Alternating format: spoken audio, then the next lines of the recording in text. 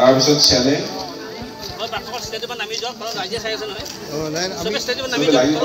দেখাব শৰাই আগবঢ়াইছে।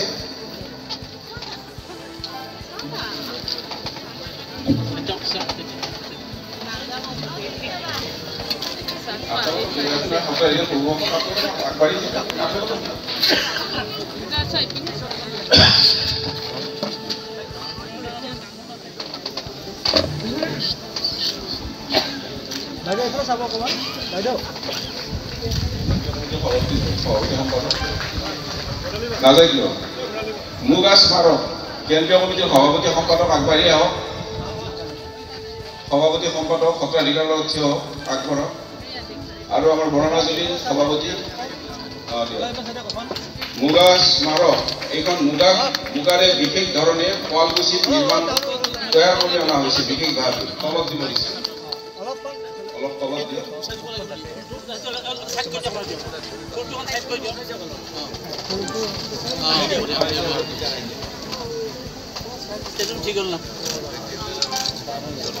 এতিয়া ২৫,০০০ টকাৰ চেক প্ৰদান কৰিব সভাপতি। ২৫,০০০ টকাৰ চেক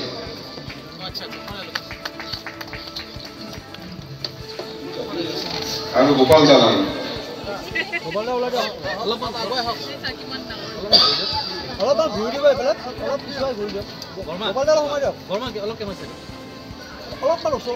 আয়ক দুলীয়া বঁটা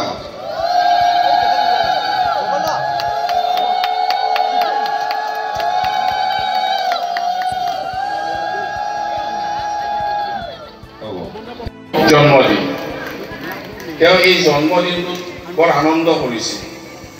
তেখেতে জন্মদিনটো খুব উৎসাহেৰে পালন কৰিছিল। আৰু মনোনীত হোৱা নিৰঞ্জন বড়োবাপেও আটাৰ লগত প্ৰায় ৪০টা বছৰ কটোৱাৰ পিছত আটাৰ সেই আশা আকাংক্ষা সদায় পূৰণ কৰি আহিছে তেখেত। আৰু সেই হিচাপে আজিও ইয়াত শ্ৰীমন্ত শংকৰদেৱ কেন্দ্ৰীয় সমিতিৰ সৌজন্য আৰু বৰণাজুলি সত্ৰৰ সহযোগত আৰু আমাৰ সত্ৰাধিকাৰ নিৰঞ্জন বড়োবাপৰ উদ্যোগত আজি এই ৯৮ সংখ্যক জন্মদিন ইয়াত ভাগিত পালিত হৈছে। আৰু প্ৰথমবাৰৰ কাৰণে শ্ৰীমন্ত শংকৰদেৱ সত্ৰ কেন্দ্ৰীয় সমিতিয়ে সিদ্ধান্ত গ্ৰহণ কৰিছিল যে আমি এই ২ বছৰৰ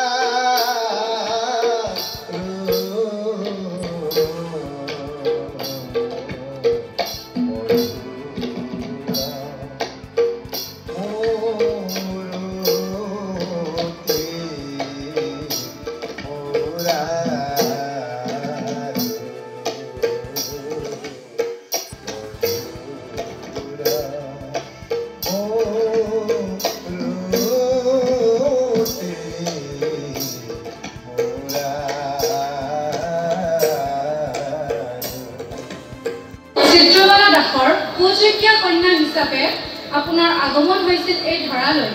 আপোনাৰ জীৱন পৰিক্ৰমা জীপাল হৈ পৰিছিল সত্ৰীয়া কৃষ্টি সংস্কৃতিৰে মহিয়ান আধ্যাত্মিক তথা ভক্তিৰসেৰে পৰিপূৰ্ণিত পৰিৱেশত আনুষ্ঠানিক শিক্ষাৰে শিক্ষিত হৈ বৈকুণ্ঠগামী ডালিম পাঠকদেৱৰ সৈতে বিবাহপাশত আবদ্ধ হৈ সাংসাৰিক জীৱনৰ পাতনি মেলে।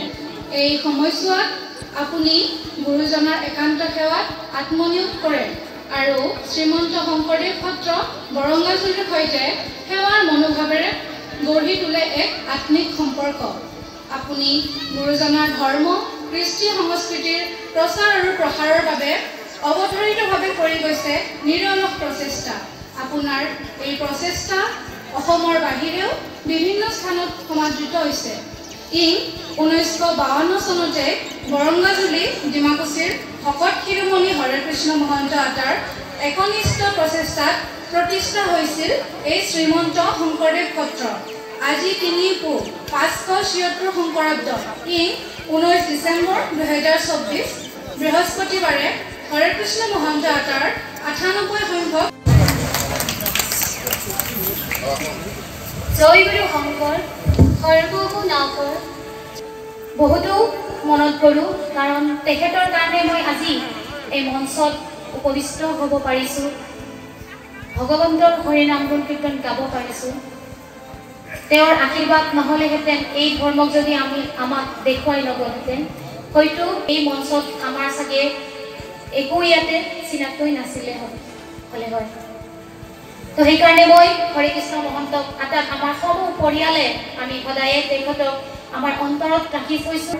আমাৰ থানেশ্বৰ অশেষ ধন্যবাদ জ্ঞাপন কৰিব বিচাৰিছোঁ এইটোৰ কাৰণে, যিহেতুকে বাপে মোক কৰে আৰু যেতিয়ালৈ মোক লগ পাইছে আমাৰ বৰঙাজুলি সত্ৰত, তেতিয়াৰ পৰা মোক বহুত সহায় মোৰ বিষয়ে ইমান প্ৰশংসা কৰি কয়, তাৰ কাৰণে মই